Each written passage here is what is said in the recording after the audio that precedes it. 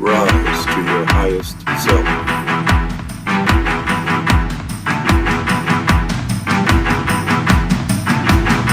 Rise to your highest self.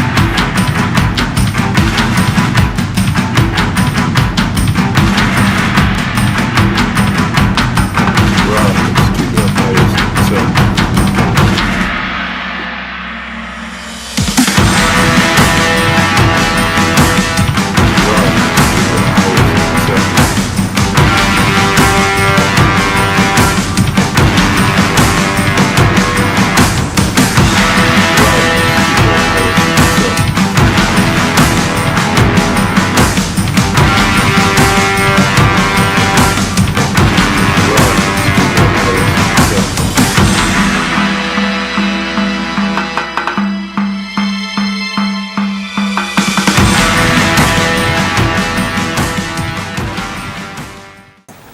Welcome back.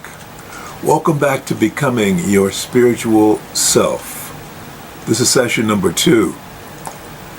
And as a recap of our last session, remember I started off with the passage from the book of Genesis chapter 15 verses 13 and 14. It goes like this. Know for certain that your descendants will be strangers in a land that is not theirs, and will serve them, and they will be afflicted for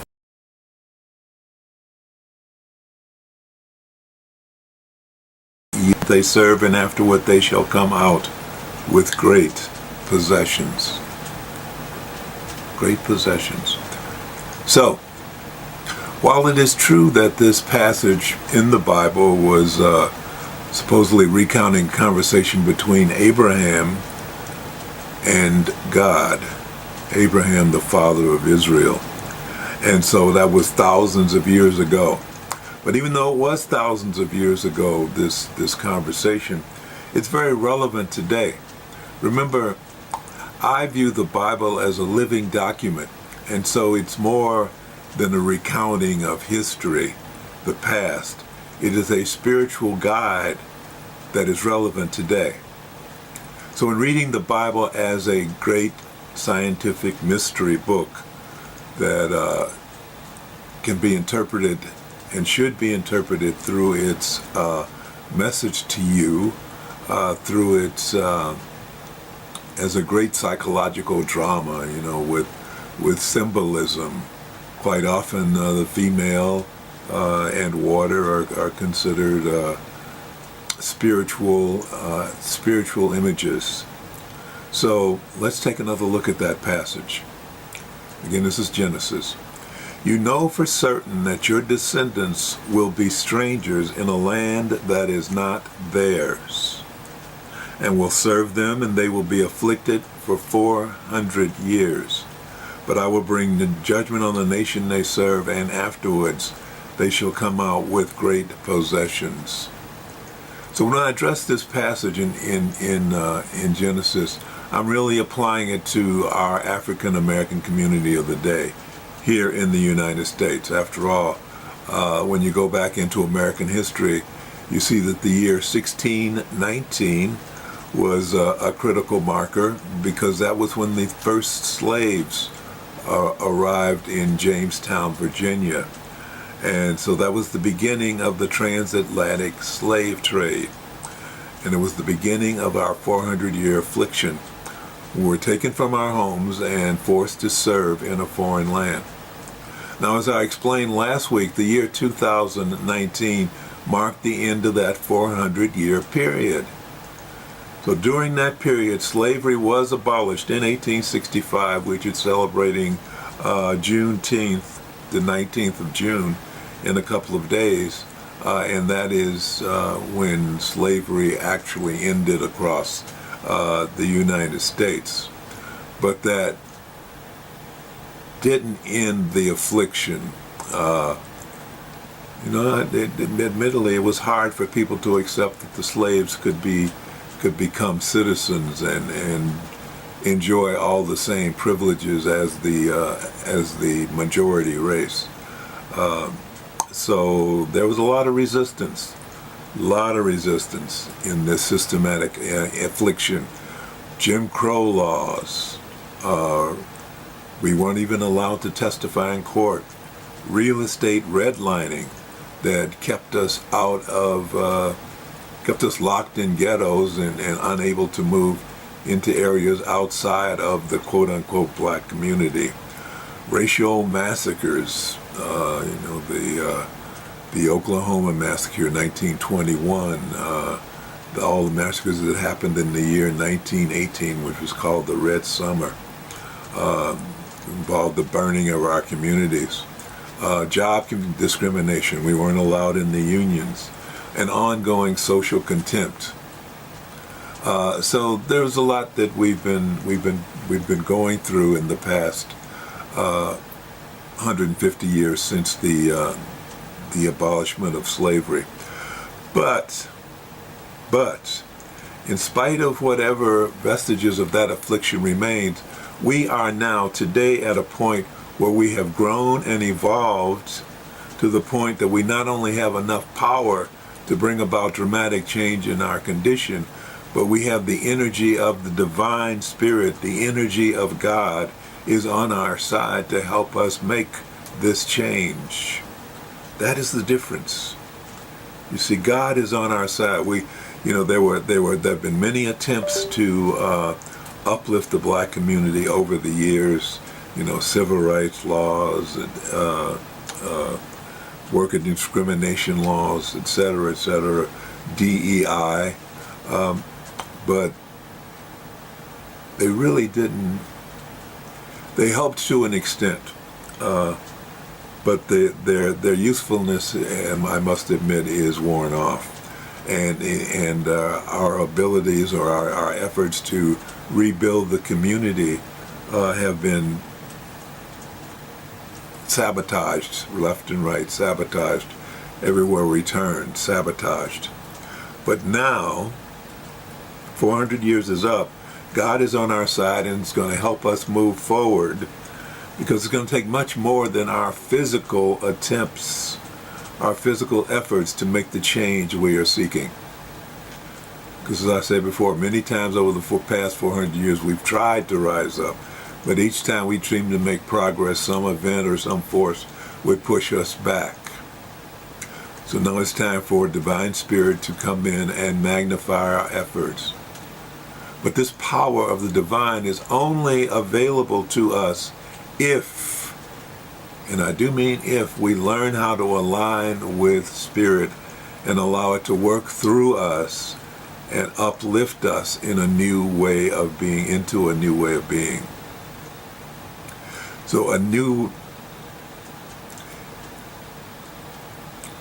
previous to this, and even now today, we generally approach the divine God, infinite intelligence.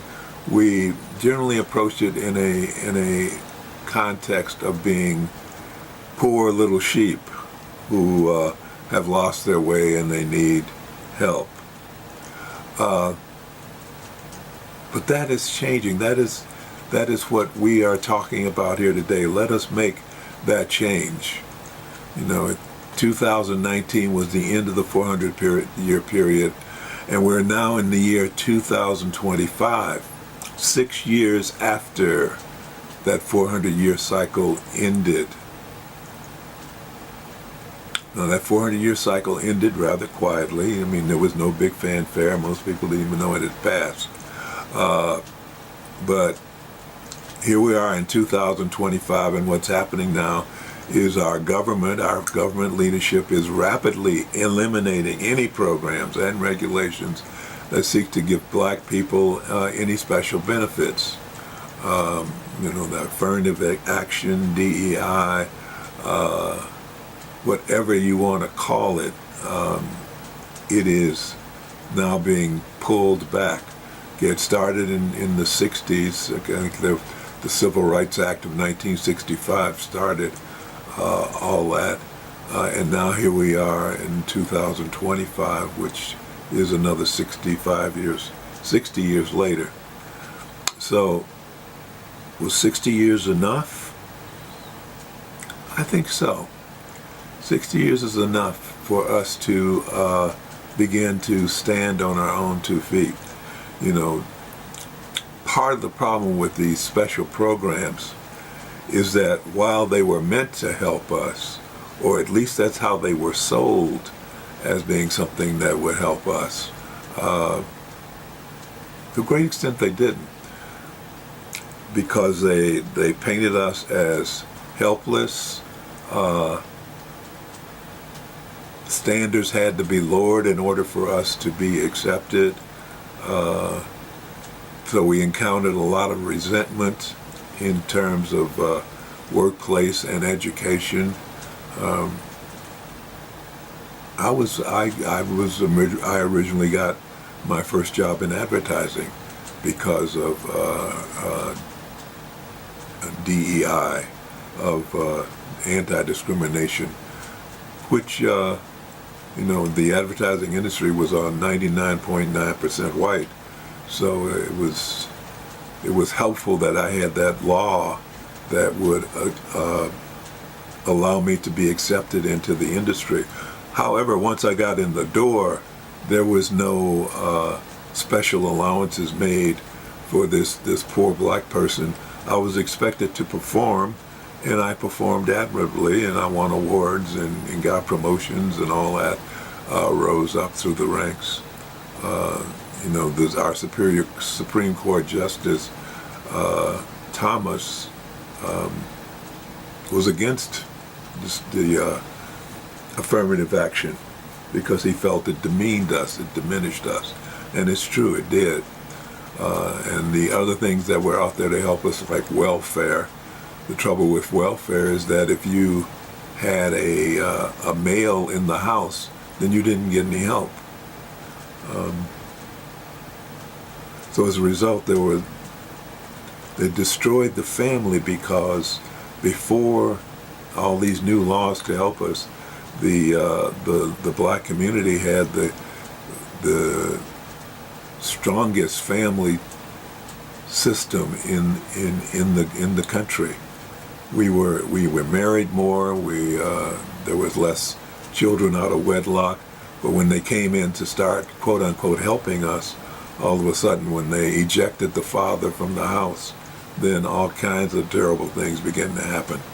So I'm saying that the elimination of DEI is a good thing. Now, I know that there are those of you who will disagree with that, but I'm saying that the elimination of DEI is a good thing because it now gives us the opportunity and the mandate to change our lives. It's giving us the opportunity to show that we can compete. It's giving us the opportunity to show that we can excel. And so it's time that we got about the business of uplifting our community and ourselves. Remember, well, I don't know if you knew this, $1.5 trillion. $1.5 trillion represents the disposable income of the black community. Now, I know there are a few billionaires and millionaires in there, but the community as a whole has a disposable income of $1.5 trillion. Imagine that.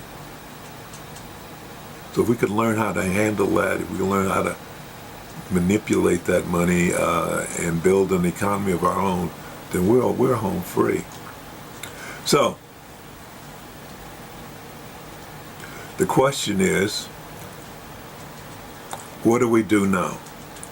Well, it's time to realize that the changes that have to be made, since we've tried many ways, the changes that have to be made are not external; they are internal. Our minds have to be freed now. Our minds have to break out of the chains that have been placed on them for the past 400 years.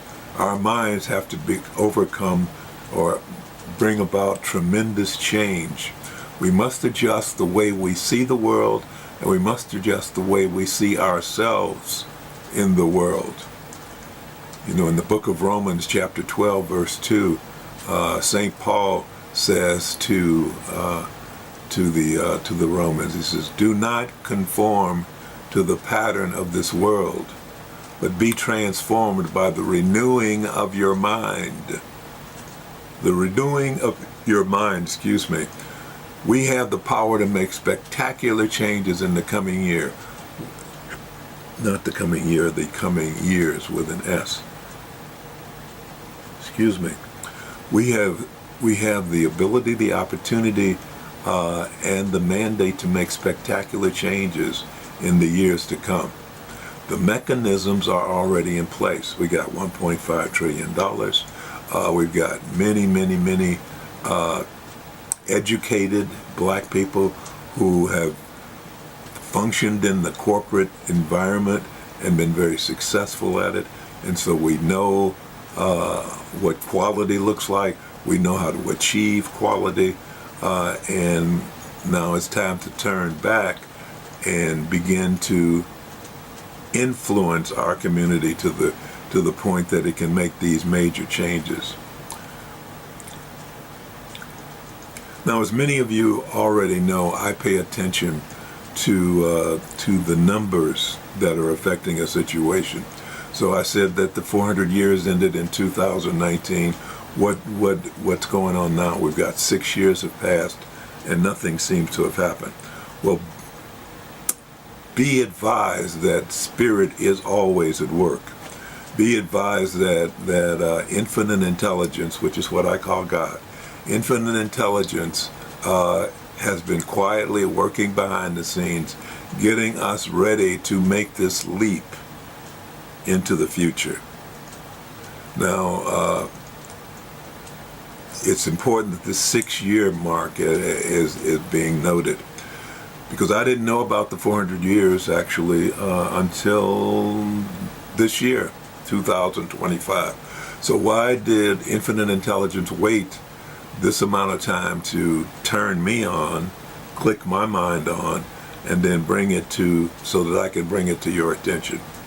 Well, the number 6 is a profound number. It's the number that is actually associated with love. It symbolizes harmony. It symbolizes equilibrium. It symbolizes responsibility. Okay? The number 6 embodies the archetype of the caregiver, the nurturer, and the mediator. And so the number six seeks balance. That's what the mediator does, brings about balance. The nurturer brings about balance in its healing. It seeks to bring about equilibrium and balance in all aspects of the situation. So it's a gentle number. It's not going to come in and hammer you into place. It's very influential on the inner side, on the heart side. And so it gently moves us to look after our loved ones, to beautify our surroundings, to maintain ethical standards in all our dealings, which is critical. Ethical standards in all our dealings. It encourages us to build deep emotional bonds, have a strong moral compass, and a desire to create a peaceful, welcoming, and loving environment. So the community, that's why it comes up now in the year 6. The community becomes very important in the year of the number 6. It is where the leaders of the community seek to support and to guide and to heal, which involves, like raising children, volunteering, working with teams, working in creative fields that contribute to the culture. So the groundwork is there. Spirit has laid the groundwork for all this to happen. So what we need to do now as a people is to step into that pattern, step into that framework that has been set up for us by Spirit, and begin working on it. That switch inside of us that's attached to our hearts and attached to our minds has got to be flipped. got to flip the script from what has been over 400 years to something new, to something powerful. Last week I referred to the term by Dr. Wayne Dyer when he says, if you change the way you look at things, the things you look at will change. Sounds like a bunch of nonsense, doesn't it? But if you change the way you look at things, the things you look at will change. Why? Why? Because of the power that we have as beings on this planet, as beings right here, right now. You see, we are more than just human beings. We are more than just this body. We are spiritual beings. We're much, much more than human beings. We're spiritual beings. And as spiritual beings, which we're not really made aware of fully up until now, as far as I can see, unless you wanted to follow the esoteric teachings. There are lots of books and teachers out there. I myself went through a mystery school which opened all those doors in my mind. But unless you have been through some kind of experience that shows you that you are a spiritual being, you are approaching God, you're approaching infinite intelligence from the perspective of someone who is not spiritual. Someone who is only human. And that day must stop. That mindset must stop right here, right now. You are a spiritual being having a physical experience. You are so much bigger. You, yourself, your true self. You are so much bigger than this little tiny human body that we find ourselves in. There's only a small part of us that fits inside this body. The rest of us surrounds us with this great spiritual being. We are great spiritual beings, and it is time we learned the truth about ourselves. We are great spiritual beings. It is time we understood that. Our little body is not all that we are. Jesus told us that the kingdom of God is within. So what does that mean? The kingdom of God is within. When we look at the world around us, we see a lot of solid, unchangeable things. The walls are solid. The furniture is solid. The floors are solid. And so how can we change these things without doing something physical? Well, we change these things by tuning into our spiritual power. These things are not as solid as they look. Science tells us that everything surrounds us is vibrating, that the solidity of the things we're looking at are really an illusion.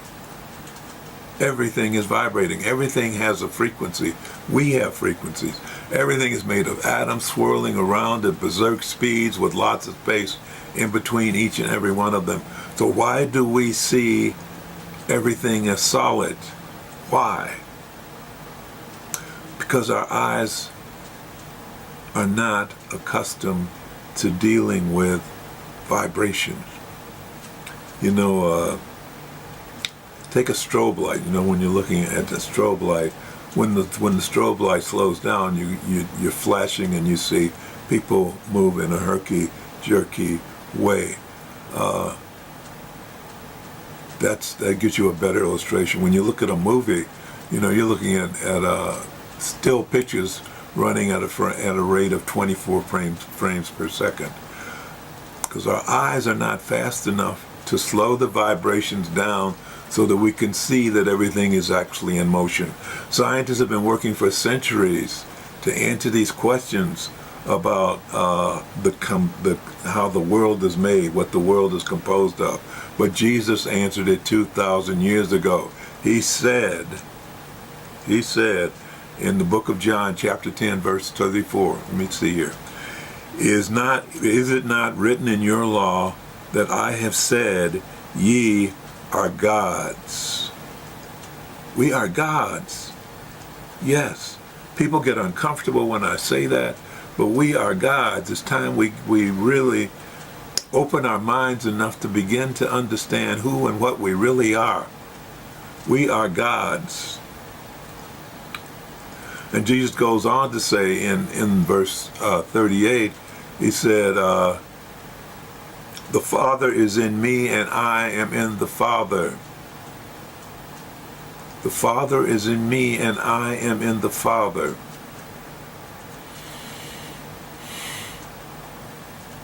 He's telling us that everything is one, that God is all there is, that we are composed of God stuff. God is with us all the time, not standing off, looking down upon us, but looking at our world through our eyes, sharing God's mind with us. There's only one mind, God's mind. So if we begin to understand that, or when we begin to understand that, then we'll be able to do the miraculous things that we're going to be required to do. Jesus says, whoever believes in me will do the works that I've been doing and will do even greater things than these.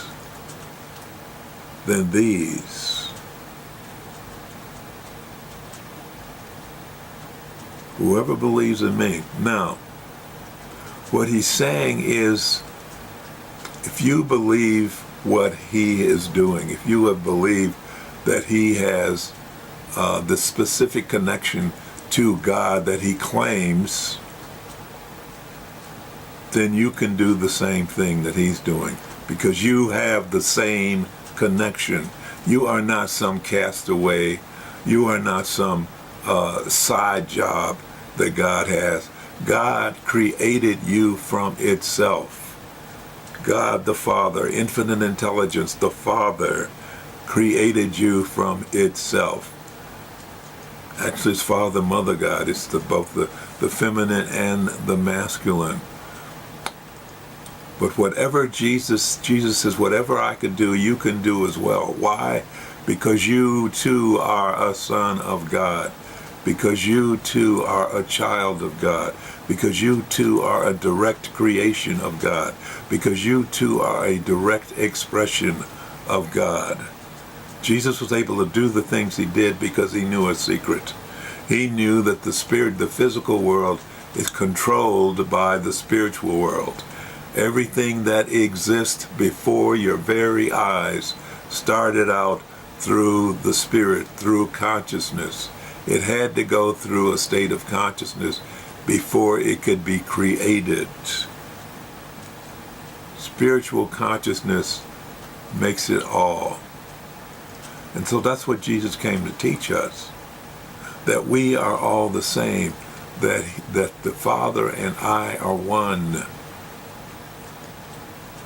Not outside of us, inside of us. Inside of us, around us, over us, through us. God is everywhere present, because there is nothing that is not God. There is nothing that is not God. You may feel, and most of us do feel, that we are separate from God. God is out there and we are here. No, that is not the case. God is right here inside of us. God is around us. Every piece of furniture, every wall, every building, every street, every other person is an expression of God. Because the only thing that exists is God. You know, when they say in the beginning that God created heaven and earth, what could he use to create heaven and earth? There was nothing. except the consciousness that was God, the infinite intelligence, the universal consciousness. And from this universal consciousness, matter was created. We have been trained and conditioned and hypnotized into believing that infinite intelligence is separate from us. That is not the case. That is not the case. And fortunately, because of the time we find ourselves in, theoretical physics, quantum physicists, theoretical physicists, are coming to the conclusion, and it's a growing conclusion, that consciousness is all there is. That consciousness is the basic state of everything that exists. That is, matter comes from consciousness. Matter is created by consciousness, through consciousness, with consciousness. And therefore everything is conscious. Now there was a school of thought for many years that matter created consciousness. They couldn't figure out how it was doing it, but they figured matter was creating consciousness. No. Consciousness creates matter. Consciousness creates everything that exists. And I guess one of the things that led them to this conclusion is that there's something called entanglement in the world of quantum physics, in the subatomic world. And what they found about entanglement was that if two atoms are in a relationship with each other, then no matter how far you separate them, if you act upon one, the other will respond. You know, there have been many stories and movies that also illustrate that. You know, there was the Corsican brothers. That is, when one brother got hurt, the other one would feel it. We can see it with parents, with mothers and their children. When a child is hurt or in distress, the mother feels it. Why? Because she carried this kid in her body for 9 months. And so the connection is there, and the connection is unbreakable. Consciousness transcends space and time. You know, I've told you the story about one of my former employees and him discounting it, but then they found out later that the son had had a motorcycle accident at that instant when she woke up and said, "There's something wrong with our son." And they found out later that exactly when she felt that was when it happens. Consciousness is the basis of existence. That's why Carl Jung started calling it universal consciousness. That's why so many of us now talk about infinite intelligence. Intelligence, consciousness, it runs through us, it surrounds us. We are composed of consciousness. Without exception, we are composed of consciousness. So then comes the question, well, you know, I see things. How is it that we can all see the same thing if it's an illusion? Because we are looking through God's eyes, we are looking through God's mind. God's mind is all of this. And so what we see is what God wants us to see. We think, we create, we view through God's mind. We're not diminished because we're human. We are diminished because we do not believe what we really are. We're diminished because we do not believe that we are made of God stuff. We're diminished we're little tiny helpless beings because we have convinced ourselves that we're little tiny helpless beings, and it is a lie. It is not true. We are greater than we believe we are. We are greater. God created the world from itself. God created the universe from itself. There's a lot of work going on now with plasma theory, and they're finding that plasma actually composes 99.9% of the universe. And they're also discovering that plasma has intelligence, has a consciousness. Plasma clusters. And when it clusters in the shape of DNA, the double helix. There's so much. J.B.S. Haldane said, the universe is not only stranger than we imagine, the universe is stranger than we can imagine. We are expressions of God. We are the children of God. In the book of Acts, so again, St. Paul. Book of Acts, chapter 17, verse 28. St. Paul said, "For in him we live and move and have our being." For in him we live and move and have our being. We are his offspring. We are the sons and the daughters of God because we were created directly from his consciousness. Jesus came to teach us the truth of who and what we really are. We are not cast-offs. No. We're individualized expressions of infinite intelligence. Every living human being on this planet is an individualized expression of infinite intelligence.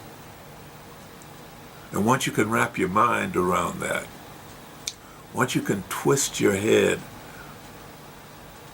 around it to break out of this hypnotic trance that we are locked into, that has kept us asleep, once we can break out of it, then we can begin to see the truth of who we really are. And then we can begin to take the steps necessary to align ourselves with the love and the power of our Creator, the love and the power of infinite intelligence. And when we can begin to do that, then we have the power to bring the African American community to its highest expression of love and prosperity in this reality. In this reality. In this reality, we are the children of God. So this series of broadcasts this is number 2 of Becoming Your Spiritual Self. It's designed to help you learn how to reach deep within yourself and find the truth that is waiting there for you. Jesus was the way shower. He says, do what I do and you can be a God. Do what I do. Turn yourself over to God. Turn yourself over to infinite intelligence. Step 1. Cast off the heavy burden that you have been carrying that is holding us down. Cast it aside. And what is that heavy burden that I'm telling you to cast off? What is that heavy burden that I'm telling you to drop it like it's hot because it's burning you? It's burning through your power and crippling you. What is that heavy burden? That heavy burden is unforgiveness. Unforgiveness. Surrender the pain of being human and give it to infinite intelligence. And the only way to do that is through forgiveness. Yeah, through forgiveness. You know, Matthew 6, verse 33 says, seek ye first the kingdom of God and his righteousness, and all these things shall be added to you. Seek ye first the kingdom of God Seek ye first the kingdom where joy and beauty and peace overflow into your heart and soul. Seek that. And how do you seek it? Through forgiveness. Why? Because until you forgive yourself, until you forgive those who have hurt you, until you learn how to forgive, there is a shield, a block, a wall around you, a wall of negative emotion. Anger, resentment, pain, blame. That's all there. That is blocking you from believing and understanding that you and God are one. You and God are one. So I know forgiveness, God, forgiveness, that seems like that's such a weak solution, we think. We need to do something assertive. Forgiveness? No, forgiveness is like running away from a fight. It's time we want to hit back.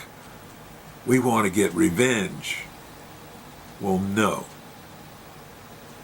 Forgiveness is not running away from a fight. In fact, forgiveness is much harder than hitting back.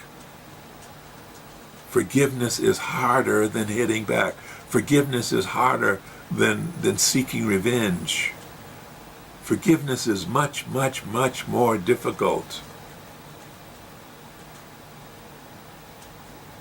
So we've got to stop looking at the world through only our physical eyes, because our physical eyes are lying to us when they give us the impression that this is all there is. No, this is not all there is. So the idea of striking back at someone who disrespects you, at someone who causes you pain, at someone who hurts you, striking back is such a great temptation. But that temporary intoxication of striking back, of getting revenge, is not going to get us where we need to go, because we need to rise above that. We're right now wrestling in mud, and we need to rise above that mud pit. We need to rise above that mud pit. We want to build a community that is exemplar of the beauty and majesty of what we can do, of who we can be. And we cannot do that as we remain wrestling in the mud with all the negativity that surrounds us, the anger, the revenge, the blame. We want to rise out of society's basement. So many people see us there. I'm afraid we often see ourselves there. But we want to build strong, vibrant communities. We want to build beautiful, prosperous communities. And we can do it. We can do it. We don't have to put up with or endure all the anger and the violence that arises because of that anger. There's a lot of anger in the Black communities because there is so much unemployment. There is so much uneducation. There is so much belief that there's nowhere else to go. Belief that there's no much higher that we can go. Bull. We can go to incredible heights. We don't have to do this eye for an eye thing. What did Mahatma Gandhi say? He says, if we practice an eye for an eye or a tooth for a tooth, pretty soon the whole world will be blind and toothless. No, that is not the way. Forgiveness is the way. Forgiveness, the conscious, deliberate decision to release feelings of anger, resentment, vengeance, and blame toward a person or a group of people who have harmed you. Forgiveness is not something that you do for the other person. They don't care whether you forgive them or not most of the time. They aren't even aware most of the time that you're in pain because they've gone on with their lives.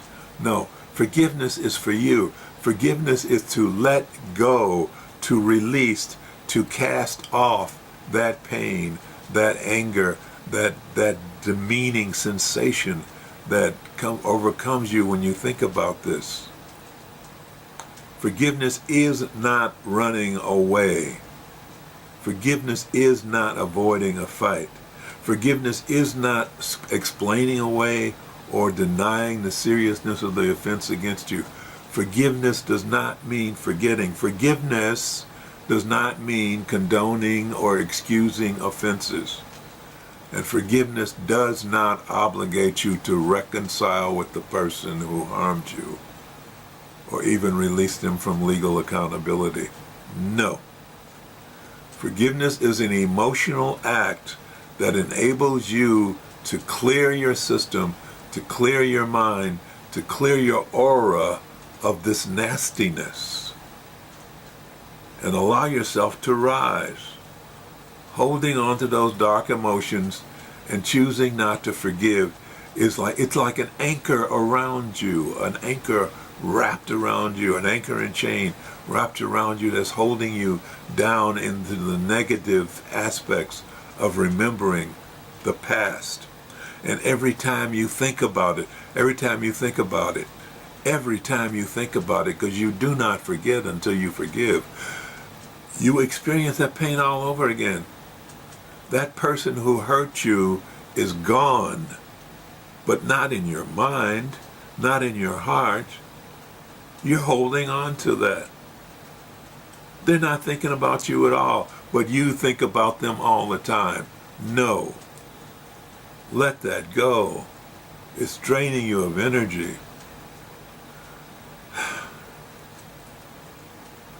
It's time for you to rise higher.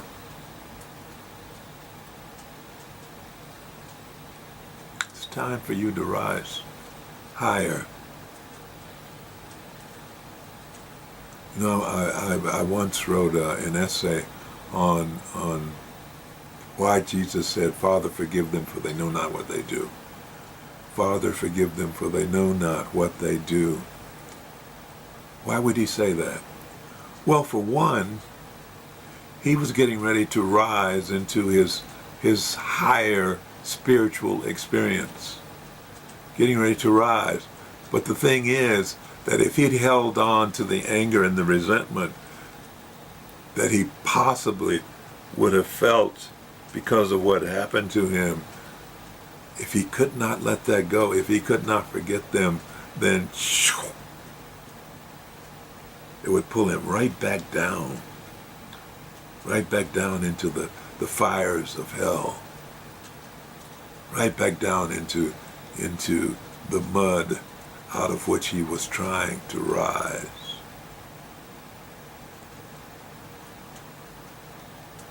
Forgiveness. You know, forgiveness is so powerful. It's not only a spiritual thing, but it unforgiveness, let me think. What unforgiveness does to your body, you know, the resentment, the anger, the blame, the cost to your body is incredible, because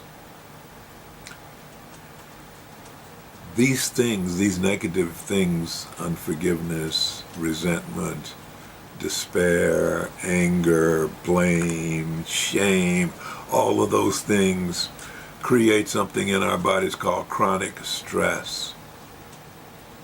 And what chronic stress does is it generates these negative chemicals, these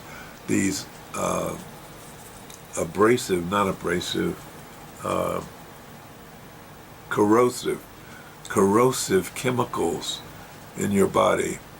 Corrosive chemicals that can inflict and will inflict damage upon your body. Damage that creates like hypertension and stroke and heart disease and diabetes and obesity and rapid aging and accelerated cancer. All those things are related to chronic stress. All those things. What was his name? in the cancer centers of America, the doctor who, the chaplain who was in charge of interviewing people and in the acceptance, the entrance interviews, made this statement. He wrote a book, and he said 61% of the people admitted into the cancer treatment centers of America, 61% had unforgiveness issues. Their cancer was being exacerbated by their unforgiveness issues. They were succumbing to their own bile, their own poison, their own mental damage was beating them up and killing them. Because unforgiveness does not make us stronger, as you may think. Unforgiveness makes us weaker. Weaker. Weaker. So forgive yourself. Forgive those who have injured you. And I'm not just talking about in this lifetime, I'm talking about ancestry. The last 400 years I'm talking about. Let it go. Forgive it so that we can rise to a higher level. Let that anchor go. Be gone. Let us rise. Let us rise with love. Let us rise with joy.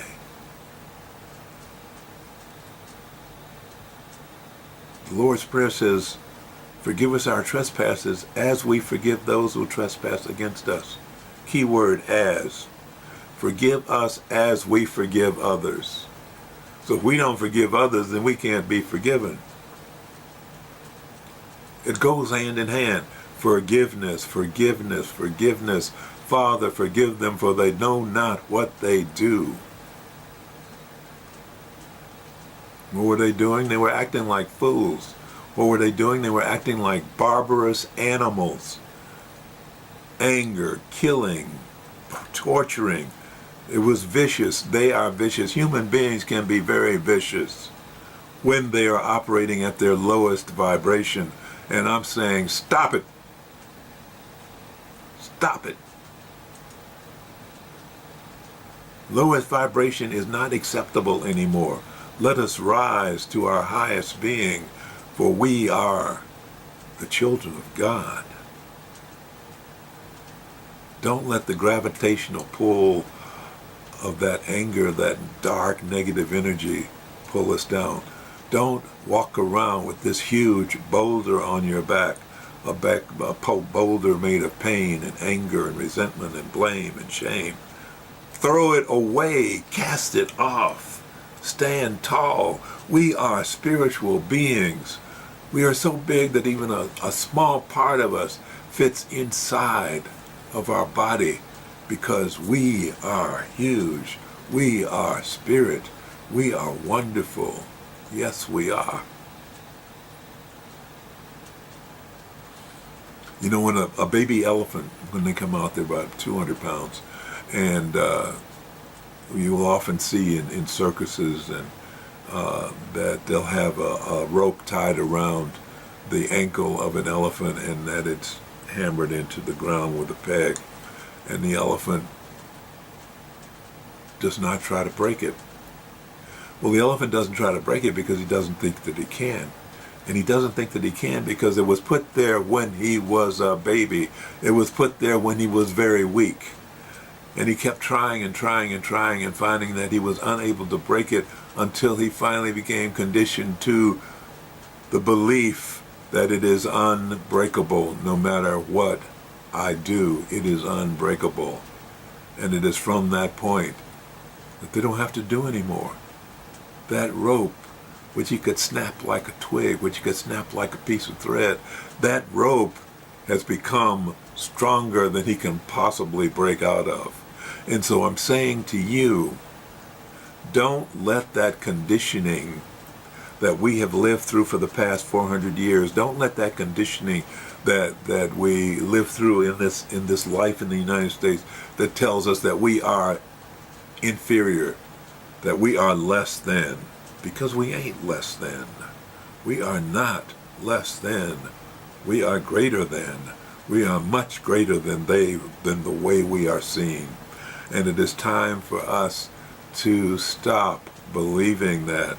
It is time for us to cast it off. It is time for us to understand that we are infinite expressions. We are individualized expressions of infinite intelligence. We are individualized expressions of infinite intelligence. We are individualized expressions of infinite intelligence. Father, forgive them, for they know not what they've done to us. They think they know, but they don't. And it is not permanent. Whatever that has been done to us is not permanent. It is time to throw it off. The 400-year term is up. We are no longer prisoners in this 400-year sentence. The doors to the jail are opened, and we can walk out. We can walk out, and we can rise to our highest self. Forgive yourself. Forgive those who have hurt you. Forgive, forgive, forgive, forgive. And see what happens. There are angels all around you waiting for you to open your eyes and see that they're there. There are angels all around you waiting to help you, but they can't help you because you are denying yourself. You are denying your privilege of being the spiritual being that you are. You are denying, and because you're denying, you are diminishing yourself. You are blocking all the help that God wants to give you. All of it. You're blocking it. Let it go. Open up. Open your heart. Open your mind. Understand. We are surrounded by love. We're surrounded by a love that is so profound it will make you weep with joy when you feel it. Yes. I know accepting forgiveness is hard, but it's hard because we know all the things that we have done and thought about are downright ugly. Yeah, I know. We think we don't deserve forgiveness because, well, we've done bad things. Yeah, big deal. We are the children of God. God forgives us. And it is time to accept that forgiveness. It is time to grow and become who and what we really are. Yeah. You know what it said?